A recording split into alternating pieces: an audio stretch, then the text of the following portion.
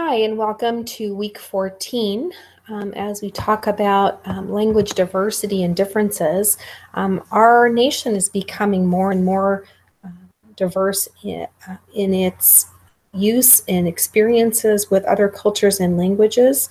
While we consider ourselves to be an English-speaking nation, one cannot deny that we are being influenced by cultures and languages from all over the world.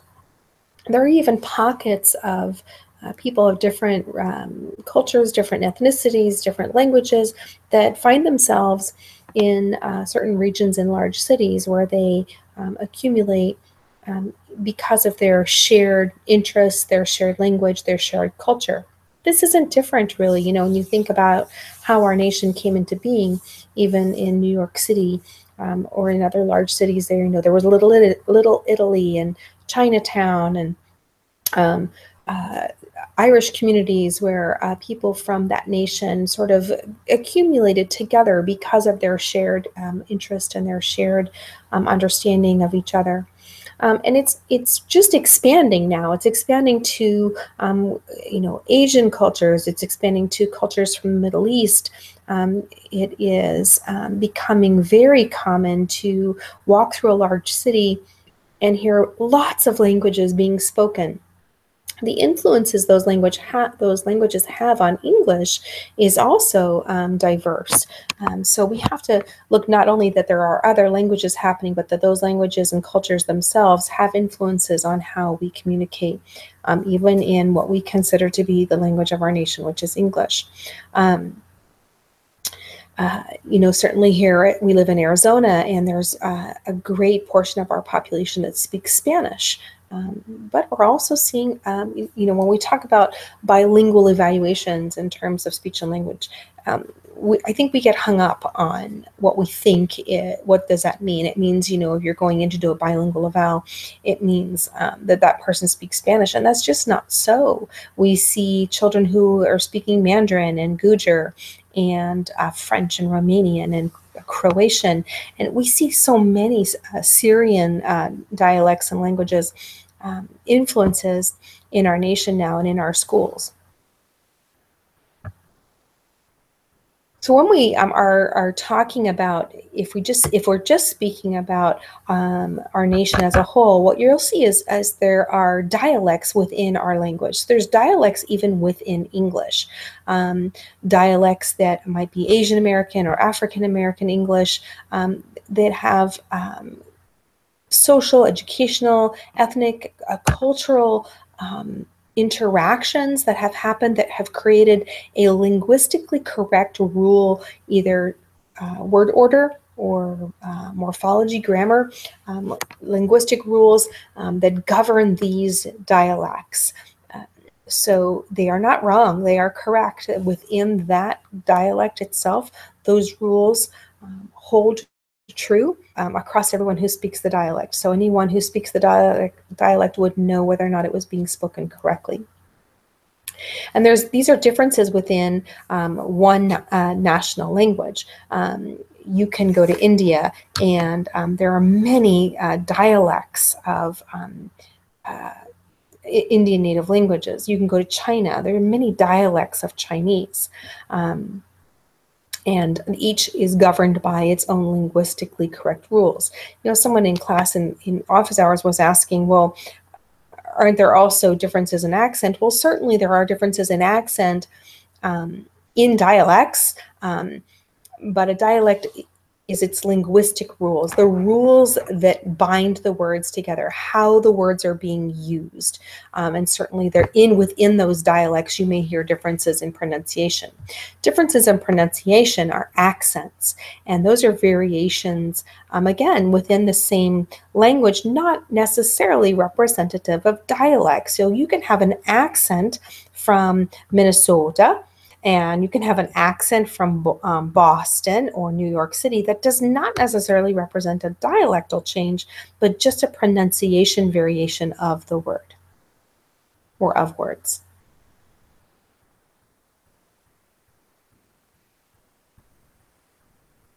So within, just to reiterate, within dialects, you will hear variations in pronunciation, but when it is strictly the constructs, the linguistic parts that make up the syntax, morphology, if those all stay the same and just the pronunciation is different, then that's an accent. I hope that's clear. We are born ready to speak the language of our environment. We talked about this in the first and second weeks of the course, how prenatally you're wired to speak with the phonemes of the language to which you are exposed. There are influences on dialect that are specific, race and ethnicity. Certainly, we talked about Asian American English, African American English, but social class, education, and occupation also have direct influences on dialect. Sometimes people will speak more than one dialect of a same within the same region of the country, and they'll use it based off of their register. So depending on where they work, and then depending on their social class or their social group, they may speak a different dialect in each of those settings. Region of the country has an influence on dialect. So the use of Creole or a Creole type English, the use of dialects in large cities where you do see the influences of race, ethnicity, education, occupation, social context, and then the primary language of the community of the group. So people can use many dialects. They can be fluent in a varied number of dialects, and they use them depending on their peer group, depending on the situation or the context in which they might choose to use it. Regional dialects vary by the geographical location in which you are located in the country. And social dialects are not a product of biology. It's not who you're born to, but it's where you are brought up or where you are using the language. You cannot assume that based off of race alone, that everyone of that race speaks a dialect. My sister-in-law is Korean. And so when you looked at her, you would think, oh, okay, she's Korean. She's quite clearly Asian. You could not assume she speaks an Asian English dialect.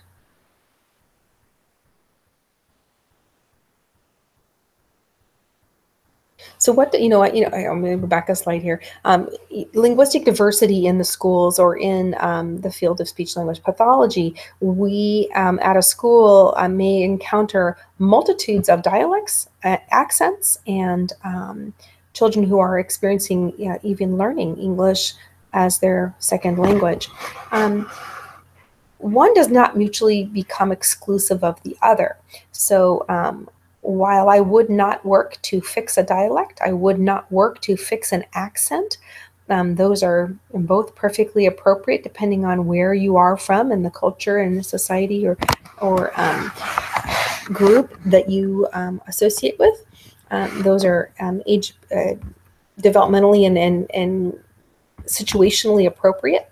I wouldn't work on a child who is from Korea who cannot say their R's and L's any more than I would work on S with a child who has Vietnamese, a final S sound, because they don't use final S necessarily in many constructs in their language.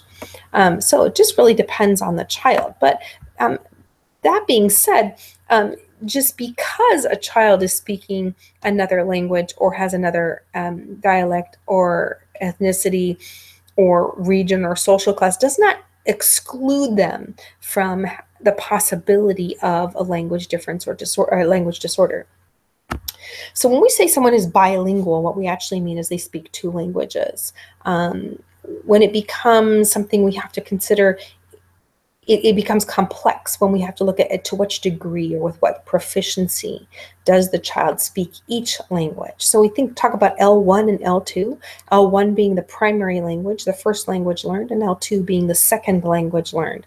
They don't often are not consistent with a proficiency. A child may be more proficient in one language than the other, even though they may be bilingual, they may be learning or speaking two languages.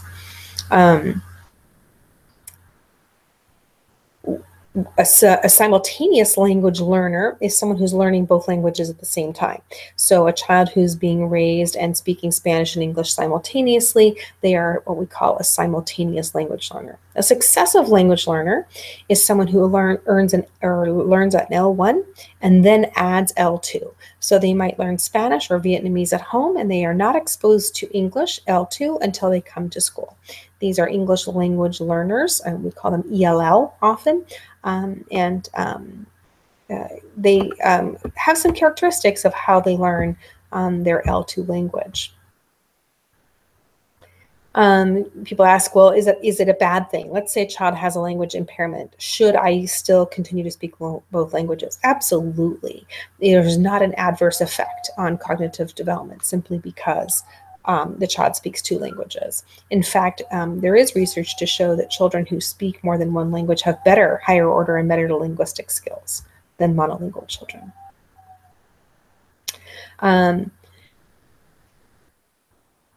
So what's the impact on how they learn L2 or their second language? Definitely the amount of language they're exposed to.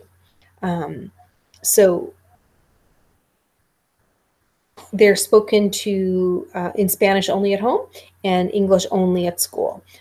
If English is also spoken at home and Spanish is also spoken at school, they're likely to learn the second language quicker.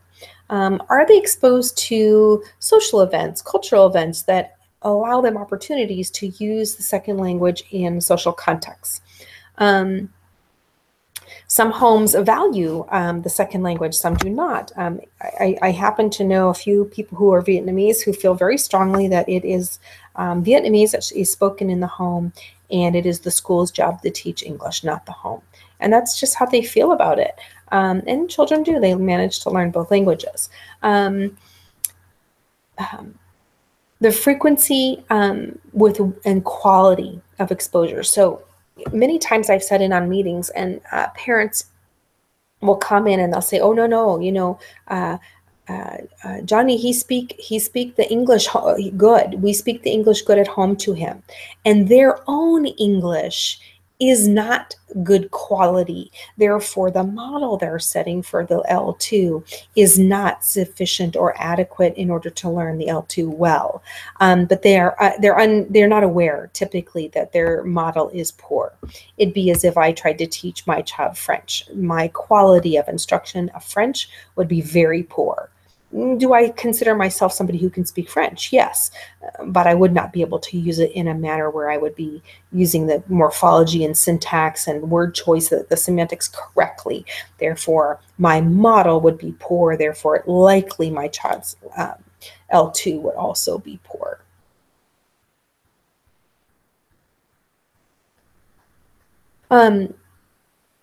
Sometimes as children are learning their second language, they go through what we call a silent phase. We see this in children who are adopted. They go through this quiet period where they tend to be very silent, and even in school, and they don't do a lot of talking. It's at this time that they're acquiring vocabulary and listening to their new language in order to figure out how words are used in this new language. And it can take 7 years to learn the mastery of this L2 language in terms of being able to learn from it, to use it in academic settings. But usually social language, if the child is given opportunities to interact socially using the L2, they should use social language fairly well within 4 years. What would be incorrect in terms of a speech pathology perspective is to wait the 4 to 7 years for a child to learn language to show us or to be evaluated prior for us to say, oh yes, they have a language impairment. Just because you speak another language does not make it exclusive, or it does not exclude the possibility that you could also have a language impairment. So it would be a mistake to say, oh, well, they're going through their silent phase, so I'm not going to evaluate them. Or it's only been 5 years, so they should have social language, but not academic language, therefore I'm going to wait. Children, that would be like saying a child who's, let's say, Mandarin Chinese, and they show up at school and they are non-ambulatory, meaning they're in a wheelchair, and they have Down syndrome. Clearly, by facial feature, you can see they have Down syndrome. But parents put on the enrollment form that child only speaks Mandarin. And then we say, oh, sorry, they speak Mandarin. I'm going to have to put them in general education classroom with no special education supports because they could be going through a silent phase or they could be still learning this new language. Therefore, I'm not going to test them for special education. When clearly they have identifiable presence of needs just based off of what we know about Down syndrome, what we know about children who are non-ambulatory, might need some access or supports in order for them to access general education. So you in the same way, someone who doesn't present with a physical presence doesn't mean they don't have a language impairment. But we do have to be extremely cautious in over identifying children who are just simply learning a second language or who are going through a silent phase. And so the process of doing a comprehensive bilingual evaluation is complex, and there is many considerations that need to take place when it comes to doing assessment of children who speak alternate languages. Differential diagnosis is the key, meaning you want to use a process of making sure that you're using all the resources at hand in order to determine if this is a language difference or language disorder. Accent differences must be taken into very careful account, as not all languages use the same phonology as English. So we have to be very careful about even just putting children in for articulation when it is actually not a sound that is present in their native language. So pretty short presentation tonight. Next week will be on disorders, and then the week after that we'll do a quick study session for the final exam. Have a great Thanksgiving, and I'll talk to you later. Bye-bye.